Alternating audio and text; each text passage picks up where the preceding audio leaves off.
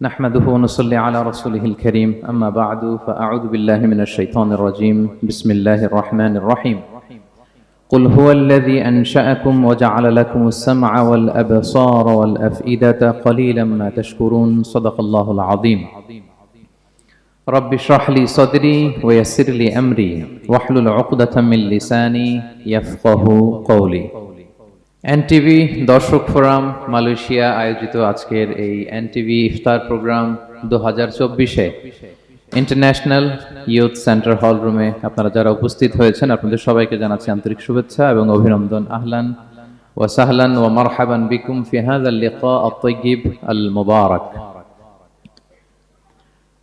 আমরা শুরুতেই আল্লাহ রাব্বুল ইজ্জত জালালের দরবারে শুকরিয়া জ্ঞাপন করছি যে আল্লাহ তাআলা আমাদেরকে ইফতারির এই পূর্ব মুহূর্তে চমৎকার এই পরিবেশে কিছু দিনী কথা শুনবার সুযোগ করে দিয়েছেন। আমরা সবাই পড়ছি কালিমাতুশ শুকর আলহামদুলিল্লাহ।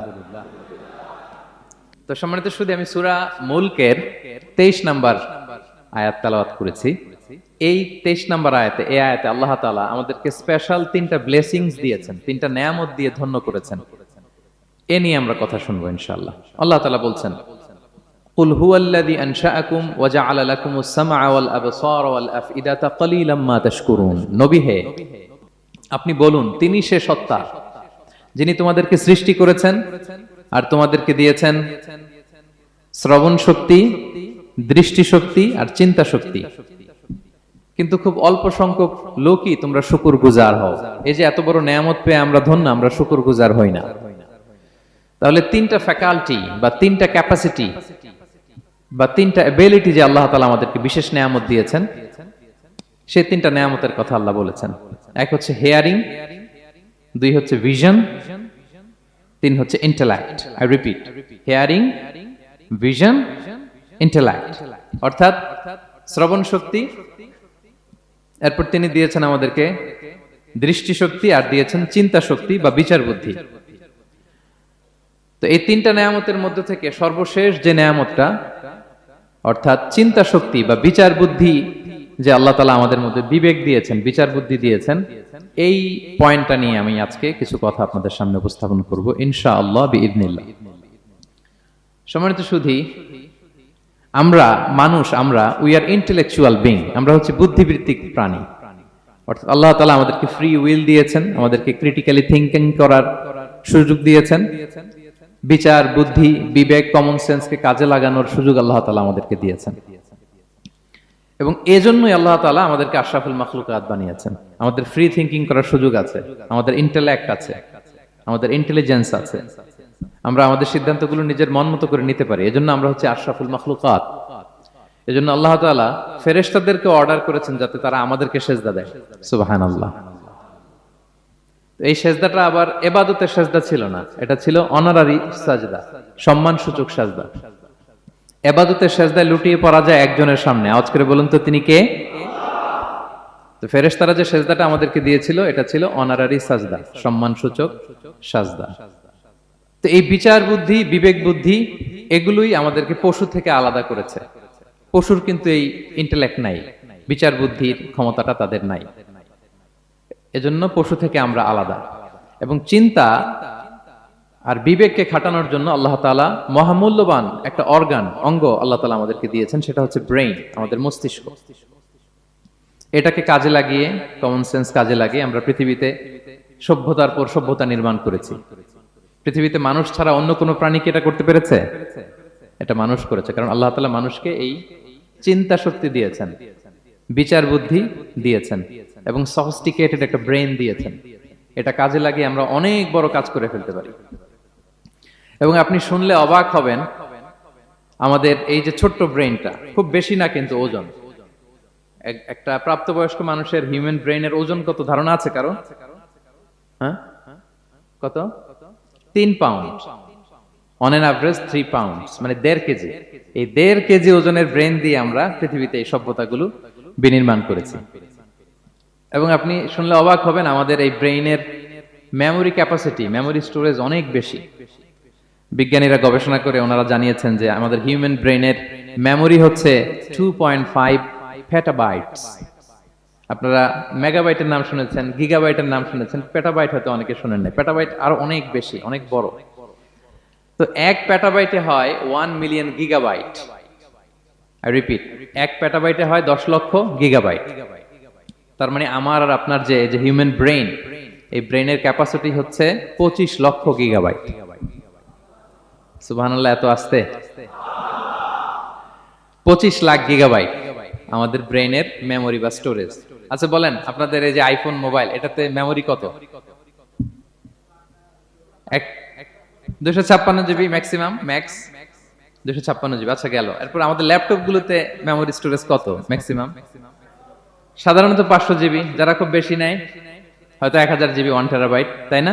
এই তো। তাহলে আমাদের ল্যাপটপ গুলোর মেমোরি স্টোরেজ হচ্ছে 1000 গিগাবাইট। তাতে সারা দুনিয়াটাই যেন এটার ভিতরে ঢুকিয়ে রাখা যায়, ঠিক কিনা? কিন্তু আল্লাহ তাআলা আমাদের কিছু দয়া করে ব্রেন দিয়েছেন, এটার মেমোরি ক্যাপাসিটি হচ্ছে 25 লক্ষ গিগাবাইট। আল্লাহু আকবার। এবং আপনি শুনলে অবাক হবেন, এই ব্রেনের ভিতরে আল্লাহ তাআলা অনেক নিউরন দিয়েছেন, মানে স্নায়ু কোষ, যে নিউরন গুলো ব্রেনের মেসেজ গুলো, ইনফরমেশন গুলোকে ট্রান্সমিট করে। আমাদের ব্রেইনে এই স্নায়ু কোষের সংখ্যা বা নিউরনের সংখ্যা মোর দেন 100 বিলিয়নস, মানে 10,000 কোটিরও বেশি। তো আমরা যত বেশি চিন্তা করি, যত বেশি ব্রেইন খাটাই, আমাদের এই স্নায়ু কোষগুলোর মধ্যে সংযোগায়ন বাড়ে, মানে নিউরন কানেক্টিভিটি বাড়ে। এই ব্যাপারে পৃথিবীতে সবচেয়ে বড় স্পেশালিস্ট হচ্ছে ডক্টর হার্বার্ট বানসন, হার্ভার্ড ইউনিভার্সিটির একজন অ্যাসোসিয়েট প্রফেসর। তো তাকে জিজ্ঞেস করা হয়েছিল মানুষের এই নিউরন কানেক্টিভিটি সর্বোচ্চ কত হতে পারে, একজন মানুষ যত চিন্তা করুক, যত ব্রেন খাটাক, কত হতে পারে। তো সে গবেষণা করে বলেছিল 25-এর ডান দিকে 30টা শূন্য বসালে যত হতে পারে, একটা মানুষের মাথার স্নায়ুগুলোর সংযোগায়ন বা নিউরন কানেক্টিভিটি ঠিক তত হতে পারে। 25-এর ডান দিকে কয়টা শূন্য? 30টা। এটা আমি কি দিয়ে বলবো? হ্যাঁ, million, billion, trillion, zillion, fillion, octillion সব ছাড়িয়ে যাবে। আচ্ছা, সংখ্যাটা কত বড় আমি একটু উদাহরণ দিয়ে বলি। আমরা যে কম্পিউটারের দোকানে গেলে প্রিন্টিং করি না, A4 সাইজের কাগজ আছে না? একটা হিউম্যান ব্রেইনে যত পরিমাণ নিউরন কানেক্টিভিটি হতে পারে, তত পরিমাণ সাদা কাগজ যদি আপনাকে দেয়া হয়, A4 সাইজের সাদা কাগজ দিয়ে যদি বলা হয় যে এটা টেবিলের উপর রাখেন, ইন্টারন্যাশনাল ইয়ুথ সেন্টারের এই টেবিলের উপর এই কাগজগুলো রাখেন, আপনি কাগজগুলো রাখতে শুরু করবেন। কাগজের স্তূপ উঁচু হতে হতে হতে হতে এই টাওয়ার ছাড়িয়ে, আকাশ ছাড়িয়ে, বাতাস ছাড়িয়ে, মহাকাশ স্টেশন ছাড়িয়ে, নাসার বিজ্ঞানীদের নাগালে আসা প্রথম আকাশের যত দূর বিজ্ঞান যেতে পেরেছে, এই যে জেমস ওয়েব টেলিস্কোপ 34 কোটি বছর আগের ছবি, স্থির চিত্র আমাদেরকে পাঠিয়েছে, যত দূর মানুষের নাগালে এসেছে, কাগজের স্তূপ এরকম উঁচু হতেই থাকবে, তারপরেও অনেক কাগজ আপনার হাতে থেকে যাবে। তার মানে কি পরিমাণে নিউরন কানেক্টিভিটি আমাদের ব্রেইনে সম্ভব। তো এখন দ্য কোশ্চেন রাইজেস, প্রশ্ন হচ্ছে আমরা আমাদের ব্রেইনকে ওইভাবে খাটাই কিনা, ব্রেইনটাকে কাজে লাগাই কিনা। আমাদের যে অভাবনীয় চিন্তা শক্তি, আনলিমিটেড চিন্তা শক্তি দিয়ে যে আল্লাহ তাআলা আমাদেরকে সৃষ্টি করেছেন, এটার কতটুকু আমরা ব্যবহার করি, আমাদের এই সফিস্টিকেটেড যে ব্রেইন আল্লাহ দিয়েছেন, এটা ব্যবহার করি কিনা, দিস ইজ দ্য কোশ্চেন। তো সম্মানিত শুধু আল কোরআন আল কারিমের পরতে পরতে আল্লাহ তাআলা আমাদেরকে মাথা খাটাতে বলেছেন, আমাদের চিন্তার দিগন্তকে প্রসারিত করতে বলেছেন, কিন্তু আমরা মাথা খাটাতে চাই না। আমরা যেন চিন্তাশীল হয়ে উঠি, আমরা যেন ব্রেইন খাটাই। অনেক আয়াত আপনি পাবেন, দুই একটি আয়াত আপনাদের সামনে আমি উপস্থাপন করবে আজকের আলোচনার ইতি টানবো ইনশাআল্লাহ বিইজনিল্লাহ। আমরা যেন মাথা খাটাই, আমরা যেন চিন্তা করি, এটা বোঝাতে যে আল্লাহ তাআলা বেসিক্যালি কোরআনে 4টা শব্দ ব্যবহার করেছেন। 4টা, একটু ক্লাসের মতো মনে করেন, তাহলে মনে থাকবে, কিছু শিখে গেলাম। প্রথম শব্দ হচ্ছে আন-নাযার, আন-নাযার। 2 নম্বর হচ্ছে আল-আক, 3 নম্বর হচ্ছে আত-তাফাক্কুর, 4 নম্বর হচ্ছে আত-তাদাব্বুর। আই রিপিট, আবার বলি, আন-নাযার, আল-আক, আত-তাফাক্কুর, আত-তাদাব্বুর। আন-নাযার, আল-আক, আত-তাফাক্কুর, আত-তাদাব্বুর। বলতে পারবেন 4টা? 1 নম্বরে কি? আন-নাযার, 2 নম্বরে আল-আক, 3 নম্বরে আত-তাফাক্কুর, 4 নম্বরে আত-তাদাব্বুর। এই 4টা শব্দ নিয়ে সংক্ষিপ্ত কিছু আলোকপাত করবো ইনশাআল্লাহ বিইজনিল্লাহ। আন-নাযার শব্দটা আপনাদের পরিচিত, একটু ভেঙে বললে বুঝতে পারবেন। আমরা বলি না এই যে নজর দিস না, এই যে নজর লাগবে, বলি না নজর দেয়া। নজর মানে হচ্ছে তাকানো, তবে সাধারণ তাকানো না, careful look, with deep observation and reflection. এটাকে কোরআন বলেছে আন-নাযার। এটার প্রতি কোরআন আমাদেরকে উৎসাহিত করেছে। পাশাপাশি 2 নাম্বার কি বলছিলাম নজরের পরে? হ্যাঁ, অ্যাটলিস্ট একজন তো বলতে হবে। আল আক, আল আক, এটাও আপনারা অর্থ জানেন। আমরা বলি না আকল, হ্যাঁ, কিরে তোর কি আকল নাই, তুই কি ব্যাককেল, বলি না আমরা এরকম? ব্যাককেল মানে যার আকল নেই। তো এই যে আকল, আকল থাকা বা আকল খাটানো বা কমন সেন্সকে খাটানো, রিজনিং করা, কোরআন এটার ব্যাপারে উৎসাহিত করেছে। 3 নম্বরে কি বলেছিলাম? হ্যাঁ, আত্তাফাক্কুর। এই যে ইউআই এর স্টুডেন্ট পাওয়া গেছে তো, ওনারা বলতে পারতেছে আত্তাফাক্কুর। আত্তাফাক্কুর শব্দটা আসছে ফিকির থেকে। ফিকরা, ফিকির, ফিকির তো বোঝেন নাকি? আমরা বলি না যে ফিকির করতে হবে? তো আত্তাফাক্কুর মানে ক্রিটিক্যাল থিংকিং, বিশ্লেষণ ধর্মী চিন্তা করা। আর সর্বশেষ হচ্ছে আত্তাদাব্বুর। আর তাদাব্বুরটা কোরআনের সাথে জড়িত, কোরআনের পেছনের গল্পগুলো খুঁজে বের করা। আর তাদাব্বুর শব্দটা এসেছে আরবি শব্দ দুবুর থেকে। দুবুর, দুবুর মানে কি? পেছন। তো কোরআনের কোন একটা আয়াতের পেছনের গল্পটা কি, পেছনের রহস্যটা কি, এর নেপথ্যে কি, এর গুরু রহস্য কি, এটাকে বের করা। এই 4টা ব্যাপারে কোরআন অনেক এমফাসাইজ করেছে। এই 4টা নিয়ে আমরা কথা বলি। প্রথমে কি বলেছিলাম? প্রথম শব্দটা আন-নাযার। সবাই বলেন তো প্রথম শব্দটা কি? আন-নাযার। নজর মানে কি? দৃষ্টি দেয়া, স্বাভাবিক দৃষ্টি না, গভীর দৃষ্টি, সুগভীর দৃষ্টি। হ্যাঁ, ইংরেজিতে বলে অবজারভেশন বা রিফ্লেকশন।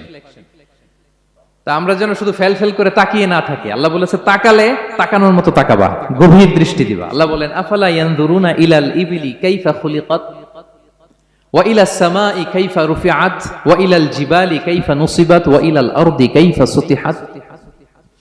আল্লাহ বলেন ওরা কি নজর দেয় না? আফালা ইয়ানজুরুনা, নজর থেকে ইয়ানজুরুনা ইলাল ইবিলি, ওরা কি উটের দিকে তাকায় না? Don't they see to the camels how masterfully they were created?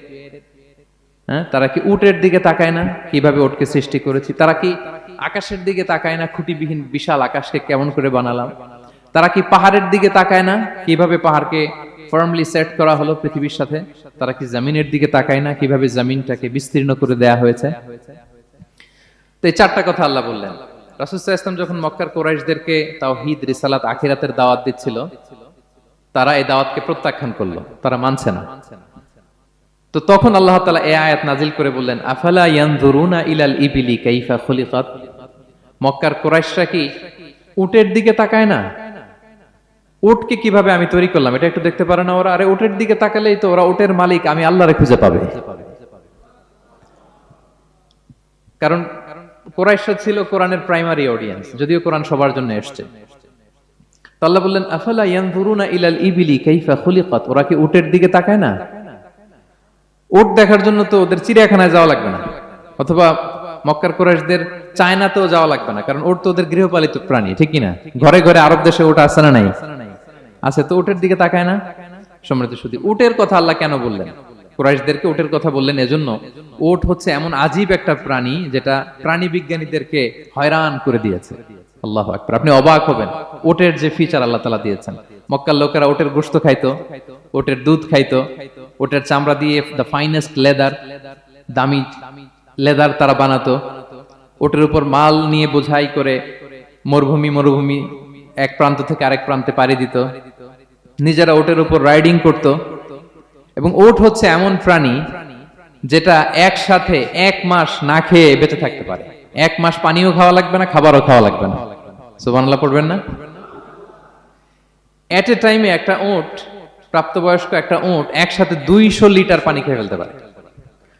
এবং উটের পেটের ভিতরে একটা স্পেশাল ওয়াটার চেম্বার আছে, ওই চেম্বারে রেখে দেয়, খেয়ে ওইটারে পাঠায় দেয় না ওদের কিডনিতে। 200 লিটার পানি একবারে খেয়ে স্পেশাল চেম্বারে রেখে দেয়, যখন লাগবে ওইখান থেকে নিয়ে নিয়ে বেঁচে থাকে।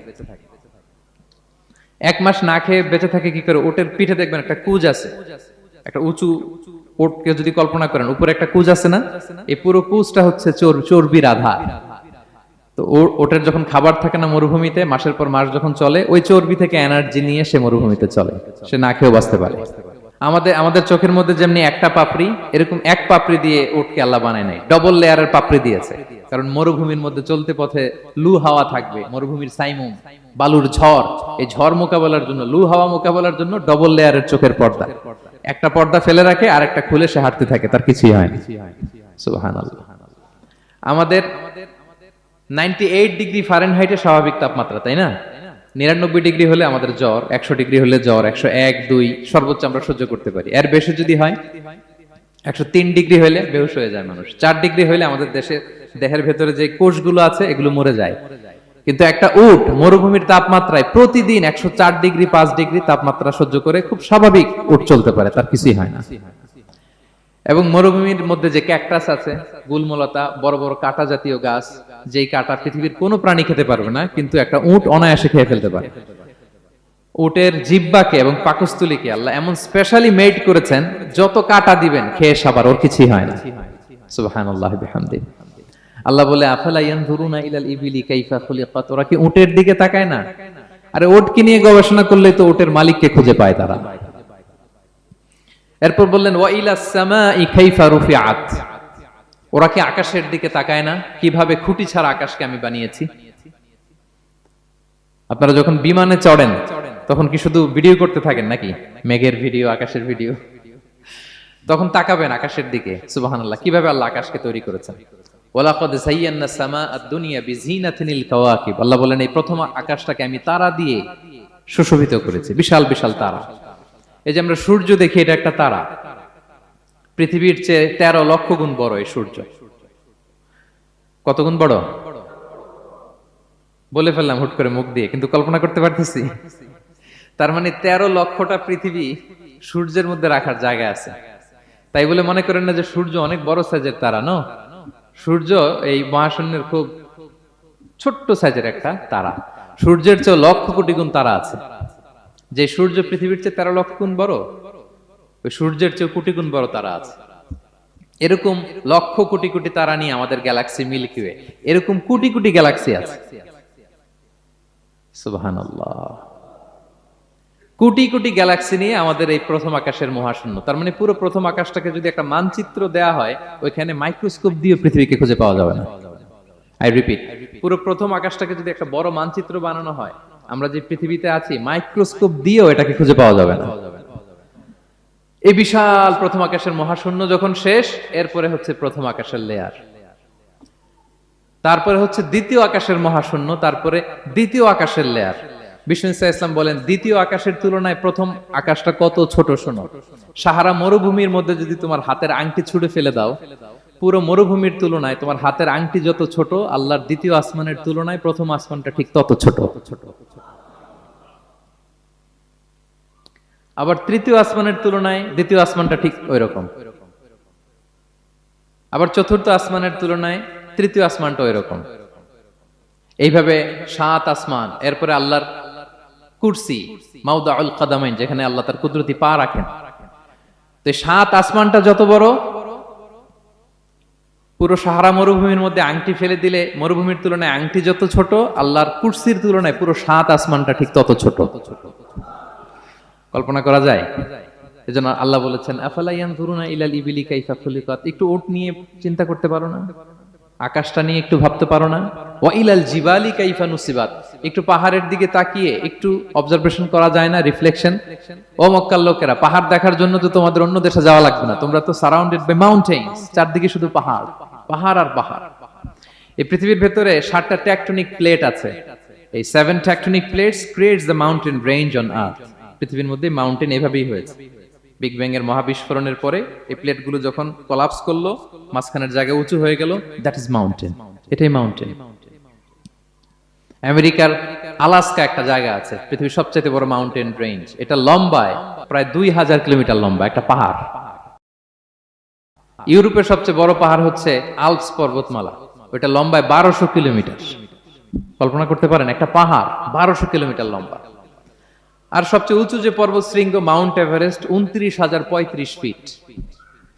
আর মিটার দিয়ে চিন্তা করলে 8,850 মিটার। আল্লাহ এই পাহাড়কে কোরআনে বলেছেন, পেরেকের সাথে তুলনা দিয়েছেন। আল্লাহ তাআলা বলেছেন, ওয়াজআলনাল জিবালা আওতাদা, আমি এই পাহাড়গুলোকে আল্পস পর্বতমালা, আলাস্কা পর্বতমালা, মাউন্ট এভারেস্ট, এগুলোকে পেরেকের মতো বানিয়েছি। কিসের মতো? আচ্ছা, যদি আমার কথা বুঝে থাকেন তাহলে উত্তর দেন। আমরা পেরেক যখন কাঠের মধ্যে ঠুকি, তখন পুরো পেরেকটা কাঠের ভিতরে ঢুকে যায় না? উপরে দেখা যায় কতটুকু? হাতুড়ি দিয়ে একটা পেরেক যখন আমি একটা কাঠের ভিতরে ঢুকাই দিলাম, ঠুকে দিলাম, এরপরে কি পুরা পেরেকটা দেখা যায়? আর কতটুকু দেখা যায়? সামান্য মাথাটা। তো পুরা পেরেক গেল কই? ভিতরে। তা আল্লাহ পাহাড়গুলোকে পেরেকের সাথে তুলনা করেছেন। তার মানে পাহাড় যতটুকু আপনি দেখেন এটা পাহাড়ের মাথা, এর পুরো অংশটা মাটির ভিতরে।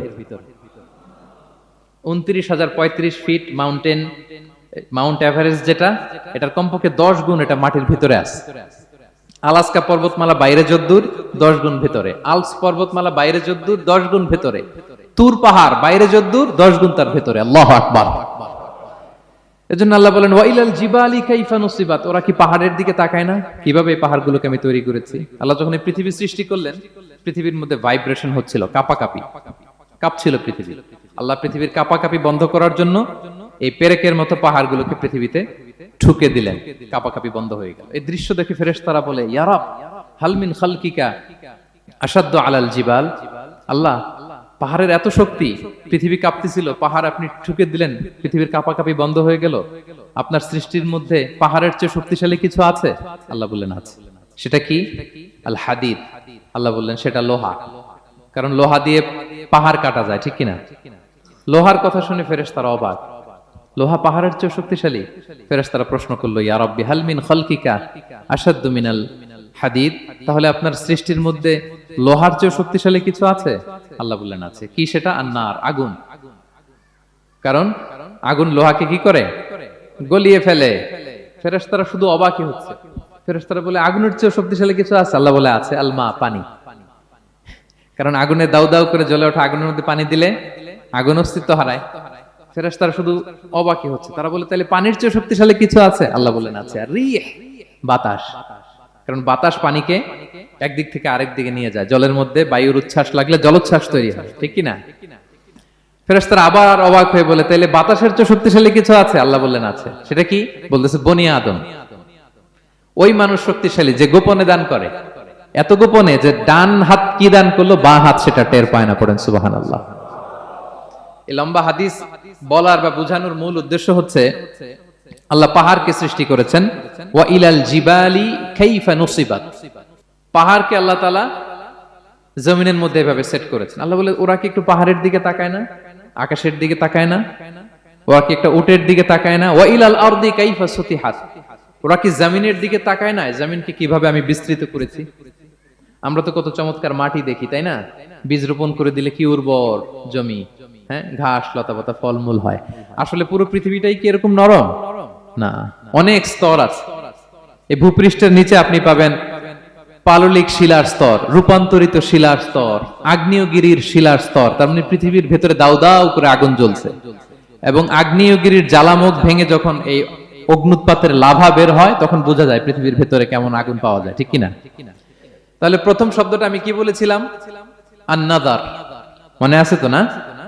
প্রথম শব্দটা কি? আল্লাহ বলে তারা কি নজর করে দেখে না কিভাবে আকাশ বানালাম, উট সৃষ্টি করলাম, কিভাবে জমিন বানালাম, কিভাবে পাহাড় বানালাম। তাহলে এই যে নজর বা অবজারভেশন, রিফ্লেকশন, এটার প্রতি আল্লাহ তাআলা আমাদেরকে উৎসাহিত করেছে। প্রথম পয়েন্ট ক্লিয়ার। মোট পয়েন্ট আলোচনা করব 4টা। বলেন তো কয়টা? একটা ক্লিয়ার। 2 নাম্বার কি ছিল দেখি, কার মনে আছে কিনা? আল আকল, রাইট, কমন সেন্স, রিজনিং। আমরা যেন আমাদের কমন সেন্স খাটাই, কোরআনের পরতে পরতে আল্লাহ তাআলা আমাদেরকে উৎসাহিত করেছেন। এবং ইন্টারেস্টিংলি জাহান্নামীরা যখন জাহান্নামে যাবে তারা কি বলবে জানেন? সূরা মুলকে এসেছে, তারা বলবে ওয়াকালু লাউ কুননা নাসমাউ আও নাআকিলু মা কুননা ফি আসহাবিস সাঈর। তারা বলবে হায় রে, নবীদের কথা যদি মানতাম আর যদি একটু কমন সেন্স খাটাইতাম তাহলে তো জাহান্নামে আসা লাগতো না। ওই দিনের এই আফসোসে কোনো কাজ হবে? প্রিয় ভাইরা, ওই দিন যত আফসোস করেন কোনো কাজ হবে? তাহলে জাহান্নামীরাও আফসোস করবে হায় রে, একটু যদি আকল খাটাইতাম তাইলে আজকে আর জাহান্নামের আগুনে পোড়া লাগে না। নবীদের কথা যদি শুনতাম আর যদি আকল খাটাতাম, কি খাটাতাম, তাইলে আজকের এই কঠিন অবস্থা আমাদের পড়া লাগতো না। কোরআনের বিভিন্ন আয়াত আল্লাহ তাআলা আমাদেরকে বলেছেন আফালা তাআকিলুন, তোমরা কি আকল খাটাবা না? এই যে দামি কমন সেন্স দিলাম, একটু বুদ্ধি কি খাটাবা না, আকল খাটাবা না তোমরা? এবং কোরআনের একটি আয়াতে আল্লাহ তাআলা বিভিন্ন কসমিক সিম্বলস, ন্যাচারাল ফেনোমেনা, এগুলো উল্লেখ করে সবশেষে তিনি বলেছেন লা আয়াতিন লিকৌমি ইয়াকিলুন, নিশ্চয়ই এগুলোর মধ্যে নিদর্শন রয়েছে, সাইন রয়েছে, কাদের জন্য? লিকৌমি ইয়াকিলুন, যারা আকলবান। যারা কমন সেন্স খাটায়। এই আয়াত আল্লাহ কি কি বলেছেন, দীর্ঘ আলোচনা, আমি খুব সংক্ষেপে বলছি। আল্লাহ তাআলা বলছেন, ইন্না ফি খালকিস সামাওয়াতি ওয়াল আরদি ওয়া ইখতিলাফিল লাইলি ওয়ান নাহারি ওয়াল ফুলকিল্লাতি তাজরি ফিল বাহরি বিমা ইয়ানফাউন নাস ওয়া মা আনজালাল্লাহু মিনাস সামাই মিন মাইন ফাহিয়া বিহিল আরদা বা'দা মাউতিহা ওয়া বাসসা ফিহা মিন কুল্লি দাব্বা ওয়া তাসরিফির রিয়াহি ওয়াস সাহাবিল মুসাখখারি বাইনাস সামাই ওয়াল আরদি লাআয়াতিন লিকাওমি ইয়াকিলুন। সবগুলো বলে আল্লাহ বললেন এগুলোর মধ্যে নিদর্শন আছে তাদের জন্য যারা কমন সেন্স খাটায়। কি বললেন আল্লাহ? আল্লাহ বললেন আকাশ জমিনের সৃষ্টির মধ্যে, দিবারাত্রির পরিবর্তনের মধ্যে, এই যে 24 ঘন্টার 12 ঘন্টা দিন 12 ঘন্টা রাত, আহ্নিক গতির কারণে এই যে দিবারাত্রি আমরা পাই, এই পৃথিবীটা তার অরবিটে কক্ষে যেমনি ঘুরে, আবার পৃথিবীটা তার অক্ষেও ঘুরে। যে আপনারা যারা ক্রিকেট খেলছেন এরকম স্পিন বল করেন না? হ্যাঁ, কমন পড়ছে? স্পিন বল করলে বলটা কিভাবে যায় বলেন তো? ঘুরতে ঘুরতে যায়। তো পৃথিবী যখন সূর্যের চারদিকে কক্ষে ঘুরে, ওই ঘোরার মুহূর্তে সে নিজে স্পিনিং হইতে থাকে, ঘুরতে থাকে। ওই স্পিন হইতে তার এক পিঠ থেকে আরেক পিঠে ঘুরতে তার 24 ঘন্টা সময় লেগে যায়।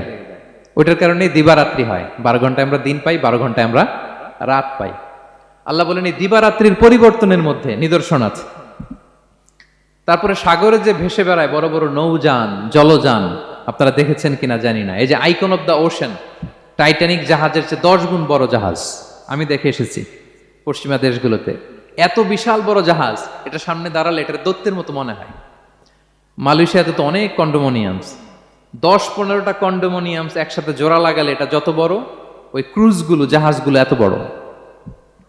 এক একটা জাহাজের ভেতরে 3000-4000 হোটেল রুম আছে, 8-10টা রেস্টুরেন্ট আছে, ফুটবল স্টেডিয়াম আছে, থিম পার্ক আছে, বিশাল একটা এন্টায়ার সিটি।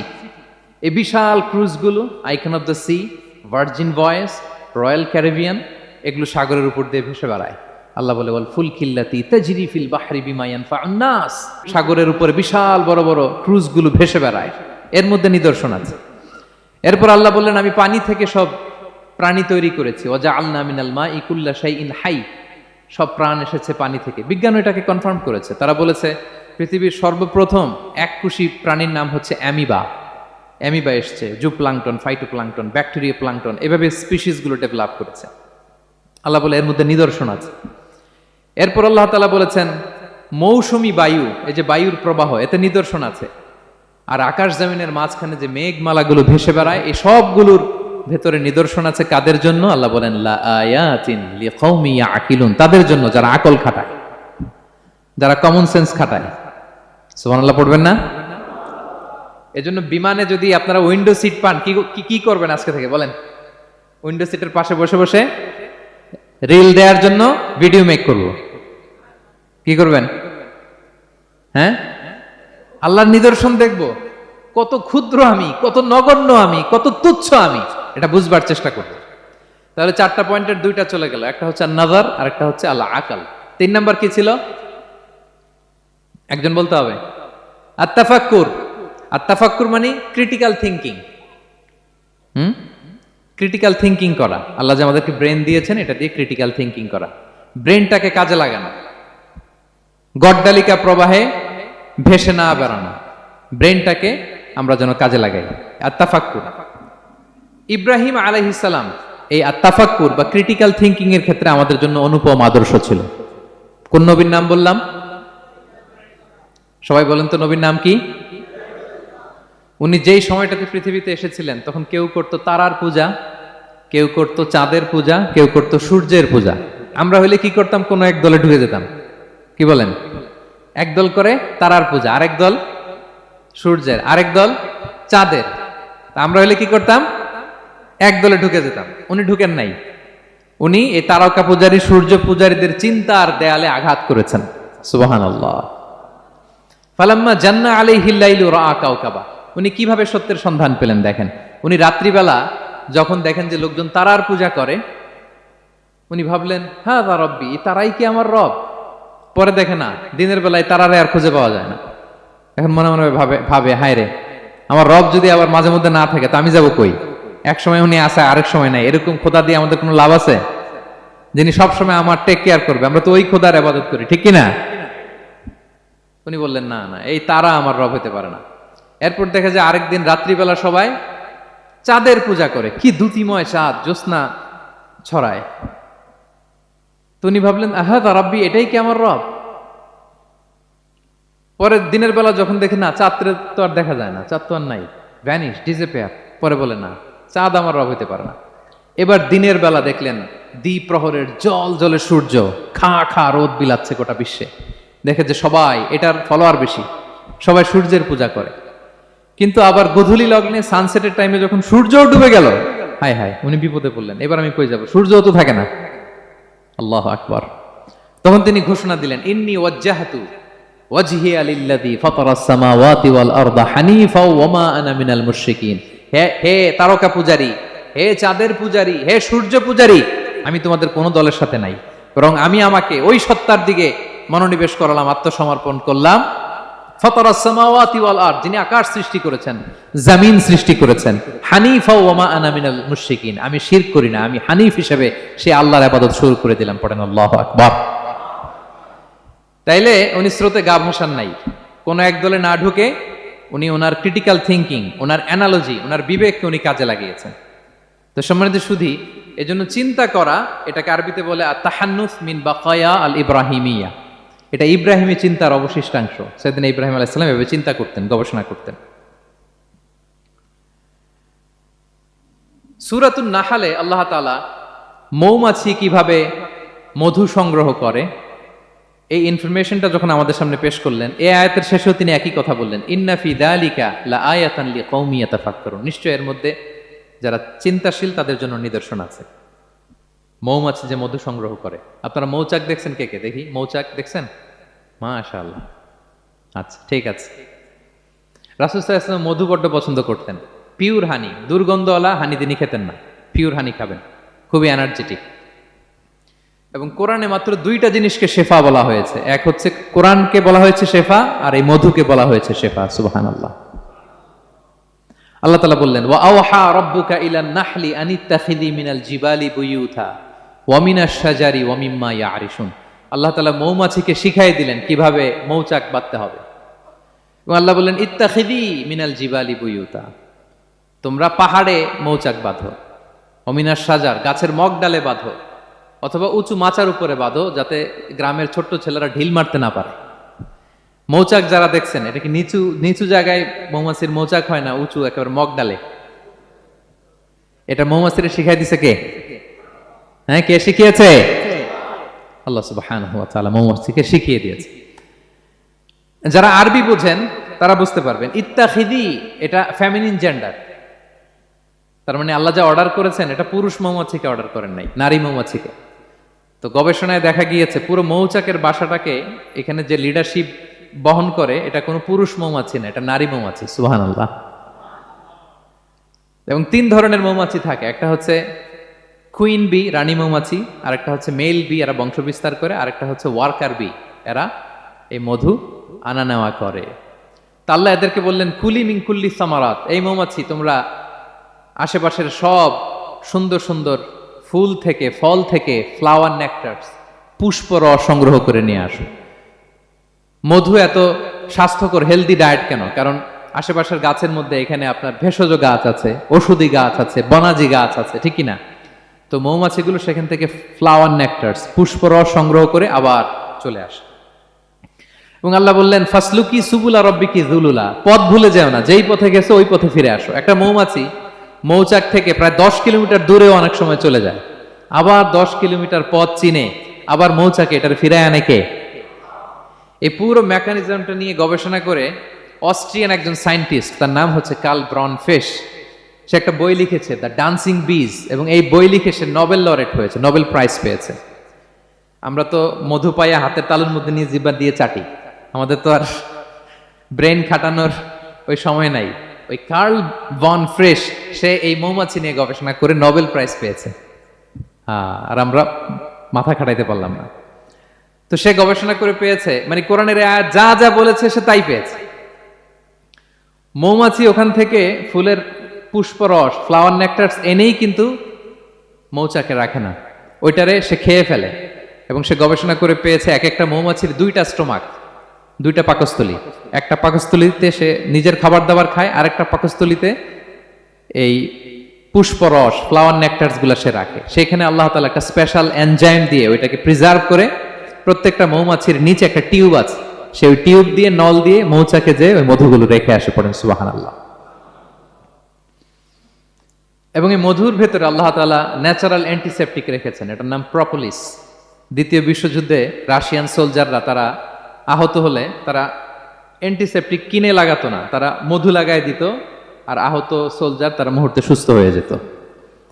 যাদের বাতের ব্যথা আছে, বাতের ব্যথা আছে না অনেক মুরব্বীদের, ওই বাতের ব্যথার মধ্যে যদি মৌমাছির হুল ফুটাই দিতে পারেন, একদিনের মধ্যে বাতের ব্যথা ভালো হয়ে যাবে। সাময়িক হয়তো ব্যথা পাবে, মৌমাছি যখন কামড় দেয় ব্যথা লাগে না, নাকি আরাম লাগে? কামড় খাইছেন মৌমাছির কখনো? হ্যাঁ।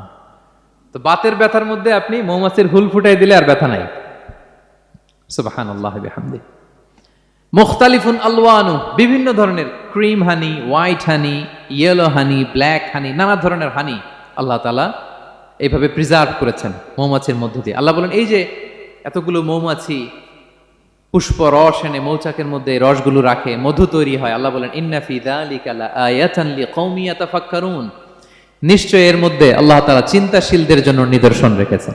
যারা চিন্তা করে, তারা হাতের তালুতে শুধু জিহ্বা দিয়ে চেটে চেটে খায় না, তারা ভাবে কোত্থেকে আসলো এই মধু, কিভাবে মৌমাছিগুলো যায়, কিভাবে ফিরে আসে। তাহলে বলেন তো, আমাদের চিন্তাশীলতার দরকার আছে না নাই? সূরা আলে ইমরানের 190 নম্বর আয়াতে আল্লাহ তাআলা বলেছেন, যারা আকাশ বাতাস পৃথিবী সৃষ্টি নিয়ে চিন্তা করে এবং সর্ব অবস্থায় আল্লাহ তাআলার জিকির করে, ওয়া ইয়াতাফাক্কারুনা ফি খালকিস সামাওয়াতি ওয়াল আরদ, এবং তারা তাফাক্কুর করে, ক্রিটিক্যাল থিংকিং করে, এবং তারা বলে, মা খালাকতা হাযা বাতিলা, হে আল্লাহ তুমি অনর্থক কিছু সৃষ্টি করো নাই। মনে রাখবেন, এই পৃথিবীতে আল্লাহ তাআলা অনর্থক কোনো কিছু সৃষ্টি করে নাই, করেছে? যেটাই সৃষ্টি করেছে এটা এর মধ্যে মানব কল্যাণ আছে না নাই? আল্লাহ তাআলা আমাদের জন্য কল্যাণ রেখেছেন। এবং এই আয়াত যখন নাজিল হল, বিষ্ণু ঈসা ইসলাম বললেন, ওয়াইলুন লিমান কারাআহা ওয়া লাম ইয়াতাফাক্কার ফিহা, ধ্বংস তাদের জন্য যারা এই আয়াত তেলাওয়াত করে কিন্তু এই আয়াত নিয়ে চিন্তা করে না, গবেষণা করে না। এবং কোরআনের বিভিন্ন আয়াতে আল্লাহ তাআলা বিষ্ণুনবীকে বলেছেন, নবী হে, আপনি আপনার উম্মতদেরকে নবীদের ঘটনা শোনান। কোরআনের 3 ভাগের 1 ভাগ হচ্ছে ঘটনা। পুরো কোরআনের 3 ভাগের 1 ভাগ কি? ঘটনা, স্টোরি টেলিং। কারণ গল্প মানুষের মনে দাগ কাটে।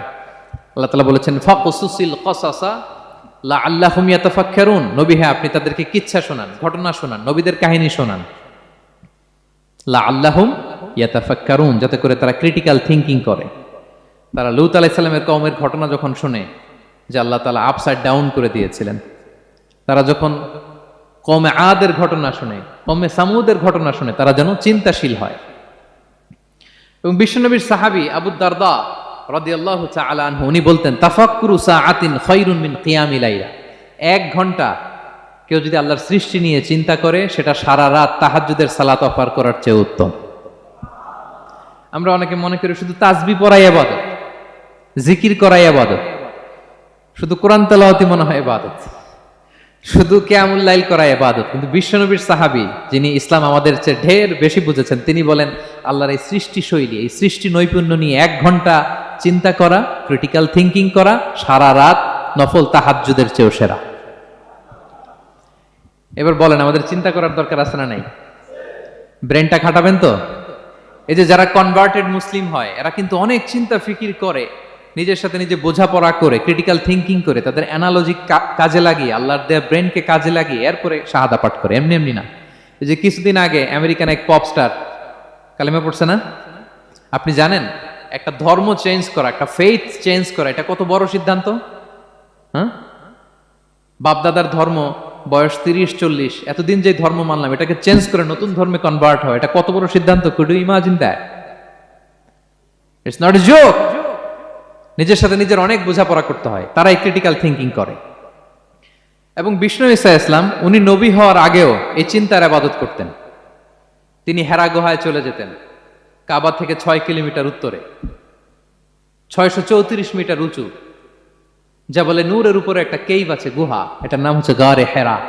ওখানে বসে বসে তিনি এই চিন্তা করতেন। তার মানে নবী হওয়ার আগে বিশ্বনবীর ইবাদত ছিল চিন্তার ইবাদত। নবী হিসেবে অ্যাসাইন্ড হওয়ার আগে বিশ্বনবীর ইবাদত কি ছিল বলেন তো? নামাজ পড়া, কোরআন তেলাওয়াত করা। কোরআন তো নাজিলই হয় নাই, কোরআন তেলাওয়াত করবে কেমনে? তখন 6 মাস বসে বসে উনি ওখানে কি করেছেন বলেন? ধ্যানমগ্ন করেছেন, ধ্যানমগ্ন ছিলেন, তিনি চিন্তা করতেন। ওইটাই ছিল ওনার আধ্যাত্মিক শিক্ষায়তন। ওই নির্জন গুহার মধ্যে উনি যখন চিন্তায় মগ্ন ছিলেন, আল্লাহর সৃষ্টি শৈলী নিয়ে চিন্তা করতেন, ঠিক ওই মুহূর্তে, অন্তিম মুহূর্তে ওই মাহেন্দ্রক্ষণে নাজিল হয়েছে ইকরা বিসমি রাব্বিকাল্লাযী খালাক, read in the name of your Lord who has created, পড়ো তোমার প্রভুর নামে যিনি তোমাকে সৃষ্টি করেছেন, শিক্ষা দিয়েছেন। তাহলে সম্মানিত সুধী, ইসলামের সূচনা হয়েছিল, এটা বলা যায় ফাইনালি যে ইসলামের সূচনা হয়েছিল এই চিন্তার ইবাদতের মধ্য দিয়ে। তো আমরা যেন চিন্তা করি। তাহলে 4টা পয়েন্টের 3টা আমরা ক্লিয়ার করে ফেললাম। আর তাফাক্কুর, ক্রিটিক্যাল থিঙ্কিং ও শেষ। 4 নম্বর কি বলেছিলাম? হ্যাঁ বলো তো। আর তাদাব্বুর, আর তাদাব্বুর মানে পন্ডারিং অন দ্য কোরআন, কোরআনকে গবেষণা করে পড়া, কোরআনের আয়াতের অন্তর্নিহিত মর্মার্থ, গূঢ় রহস্য উদ্ঘাটনের চেষ্টা করা। আল্লাহ বলেন আফালা ইয়াতাদাব্বারুনাল কোরআন আম আলা কুলুবিন আকফালুহা, ওরা কি কোরআন নিয়ে একটু চিন্তা গবেষণা করবে না, নাকি ওদের অন্তরে জং ধরা তালা পড়ে গিয়েছে? তাহলে আমরা যে গড়গড় করে তেলাওয়াত করি, আল্লাহ শুধু এই তেলাওয়াত করতে বলেননি। হ্যাঁ, তেলাওয়াত করলে প্রতি অক্ষরে 10 নাকি, ঠিক আছে, কিন্তু আল্লাহ বলেছেন ওরা কি কোরআন নিয়ে চিন্তা গবেষণা করবে না? আফালা ইয়াতাদাব্বারুনাল কোরআন, কোরআন তো এসেছে গোটা বিশ্বকে কাঁপিয়ে দিতে, হিস্ট্রিকে বদলে দিতে কোরআন এসেছে। মা আনজালনা আলাইকাল কোরআন লিতাশকা, নবী হে হতভাগা জাতি হিসেবে পৃথিবীতে থেকে যাবেন এজন্য কোরআন পাঠাই নাই। এটা পৃথিবীর পুরো হিস্ট্রিকে চেঞ্জ করে দিবে। তাদাব্বুরুল কোরআন, আর তাদাব্বুর শব্দটা এসেছে দুবুর থেকে, দুবুর মানে পেছন। আল্লাহ বলেছেন প্রতিটা আয়াত পড়ার সময় এর পেছনের নেপথ্যের গল্পটা কি, এটাকে খুঁজে বের করো। আপনি যত বড় মুফাসসির হন, কোরআনের আয়াত আপনি যত পড়বেন, প্রতিদিন নিত্য নতুন নতুন নতুন তথ্য আপনি পাবেন।